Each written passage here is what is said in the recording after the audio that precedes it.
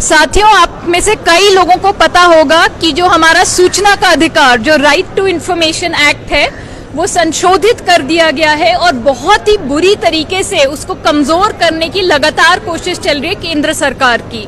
हाल ही में एक data protection act, digital personal data protection act, जिसको कि शॉर्ट में डीपीडीपी एक्ट कहा जाता है, वो लाया गया है और उसमें सरकार ने सीधा सीधा ये बोल दिया है कि अब से सूचना के अधिकार में कोई भी व्यक्तिगत जानकारी आपको नहीं मिलेगी।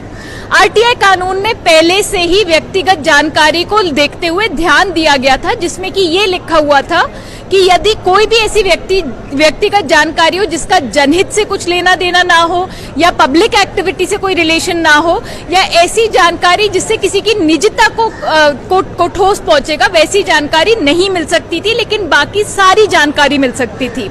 डीपीडीपी एक्ट के माध्यम से सरकार ने क्या करा है, ये सारे प्रोविजंस, ये सारे प्रावधान हटा के सीधा सीधा बोल दिया कि अब से आपको कोई व्यक्तिगत जानकारी नहीं मिलेगी। अब इसका असर आप सोचिए, लोग आरटीआई डालते हैं, पूछते हैं कि ये कौन से पूंजीपति हैं जिनके लाखों अरबों रुपए के बैंक लोन्स माफ कर दिए गए। आफ्टर ऑल, जब वो बैंक लोन माफ होते हैं तो आपके और मेरे टैक्स पैसे से उनकी भरपाई होती है। तो कौन है ये पसंदीदा, जो इनके चुने हुए जो कैपिटलिस्ट हैं जिनके ये लोन माफ करते हैं? अब आप उनका नाम पूछेंगे तो सरकार बोलेगी ये तो व्यक्तिगत जानकारी है, हम आपको नहीं देंगे। हम जानकारी मांगना चाहते हैं कि भाई किस किस को राशन नहीं मिला, किस किस को नरेगा में वेजेस नहीं मिले, क्योंकि अब संघर्ष तो तभी कर पाते हैं जब आपके पास जानकारी हो। सरकार बोलेगी ये तो व्यक्तिगत जानकारी है, हम आपको नहीं देंगे।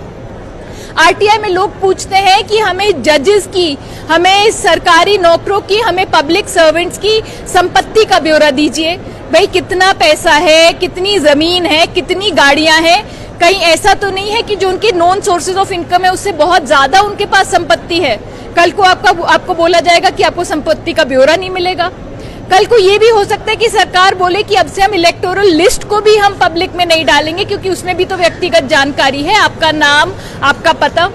तो इस तरीके से यदि ये कानून जो ऑलरेडी संशोधित हो चुका है, इसको अगर वापस नहीं लिया गया तो आज से बहुत मुश्किल हो जाएगा हमारे सूचना का अधिकार का हमारे लिए इस्तेमाल करना और सरकार से जवाबदेही मांगना।